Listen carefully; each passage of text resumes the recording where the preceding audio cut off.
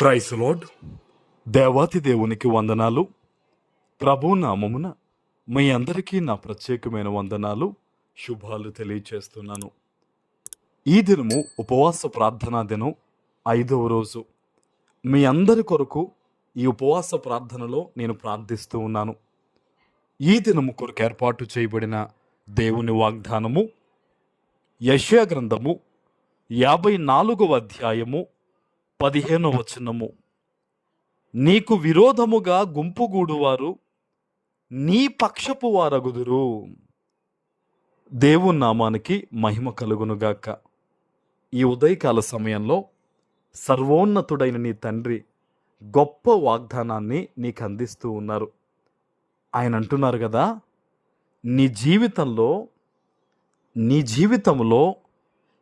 ఏ విధమైన సమస్య నీకు వ్యతిరేకంగా ఉన్నా, ఏ మనుష్యులు నీకు వ్యతిరేకంగా ఉన్నా, ఎటువంటి పరిస్థితులు నీకు వ్యతిరేకంగా ఉన్నా, సజీవుడైన నీ తండ్రి ఒకటే చెప్తున్నారు, నీకు మేలు కలుగునట్లు, నీవు ఆశీర్వదించబడేటట్లు నీ శత్రువుల్ని సైతం దేవుడు నీకు మిత్రులుగా మార్చబోతూ ఉన్నారు. ఆమెన్. నిన్ను ఇబ్బంది పరిచే పరిస్థితులన్నిటినీ కూడా దేవుడు నీకు అనుకూలంగా మార్చబోతూ ఉన్నారు. ఆమెన్. ఆయన అంటూ ఉన్నారు, నీకు విరోధముగా గుంపుగూడువారు నీ పక్షపు వారు అవుతారు. నువ్వు చెప్పొచ్చు, పలానా వాళ్ళ వల్ల నాకు ఇబ్బంది ఎదురవుతుందండి, వాళ్ళ వల్ల నా జీవితమే స్పాయిల్ అయ్యేలా ఉందండి, రకరకాలుగా ఏదో ఒక ప్రాబ్లం చెప్పొచ్చు. కానీ నీ తండ్రి ఆయన ఇస్తున్న వాగ్దానం చాలా గొప్పది. నువ్వు భయపడొద్దు, నువ్వు నలిగిపోవద్దు. నువ్వు దేవుని మీద ఆధారపడంతే. ఇదిగో నేను ఆ అప్పు వల్ల ఇబ్బంది పడుతున్నాను, దేవుడు అప్పునే నీకు లాభంగా మారుస్తారు. ఇదిగో ఈ రోగము వల్ల నేను ఇబ్బంది పడుతున్నాను, దేవుడు ఆ రోగాన్నే నీకు ఆరోగ్యంగా మారుస్తారు. హల్లెలూయా. మన దేవుడు ఒక్క మాటతో సర్వ సృష్టిని ఏర్పరిచిన దేవుడు. ఈ సృష్టి అంతటినీ కూడా తన మాటతో ఆయన కలగజేస్తే, ఈ వాగ్దానాన్ని వింటున్న నిన్ను మాత్రం తన అరచేతుల్లో చెక్కుకున్నాడు దేవుడు. హల్లెలూయా.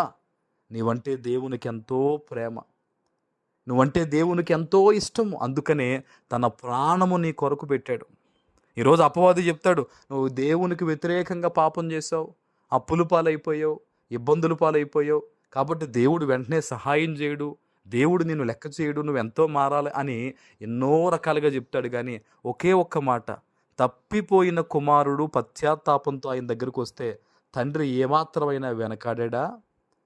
కుమారుడు వస్తున్నాడని చెప్పి తండ్రి పరిగెత్తుకుని వెళ్ళి మరి హక్కును చేర్చుకున్నాడు. ఈరోజు నువ్వు ఎక్కడి నుంచి వాగ్దానం వింటున్నావో, నీ మనస్సులో పశ్చాత్తాపం కలుగుతూ ఉండగానే దేవుని కృప నీ మీదకి వస్తుంది. ఆమెన్. ఆ కుమారుడు తిరిగి వచ్చాడు. ఈరోజు ఈ వాగ్దానం వింటున్న మనము పశ్చాత్తాపడితే చాలు, దేవుని కృప మనల్ని వెతుక్కుంటూ వస్తుంది. హల్లెలూయా. ఈరోజు ఆ దేవుడు చెప్తున్నాడు, నీకు విరోధంగా ఏమున్నా సరే అది వర్ధిల్లదు. నీ దేవుడు నీ పక్షంగా ఉన్నాడు కనుక అన్ని విషయంలో నీకు మేలు కలుగుద్ది, అన్ని విషయంలో నీకు సంతోషం కలుగుద్ది. ఈ ఉదయకాల సమయంలో నువ్వు ఒక్కటే నమ్మంతే, నా దేవుడు నాకు వాగ్దానం ఇచ్చాడు, అది జరుగుద్ది. ఇదిగో నా దేవుడు చెప్పాడు, అది నెరవేరుతుంది. అంతే. నువ్వు దేవుని మీద ఆ రీతిగా నువ్వు ఆధారపడిన వెంటనే నీ జీవితంలో మిరాకిల్స్ అనేది నువ్వు చూడబోతూ ఉన్నావు. దేవుని కృప మిమ్మల్ని ఆవరించునుగాక. ఆమేన్. ప్రార్థన చేసుకుందాం. పరిశుద్ధుడు అయిన మా తండ్రి, ప్రేమ కలిగిన ప్రభువా, మీకు స్తుతులు.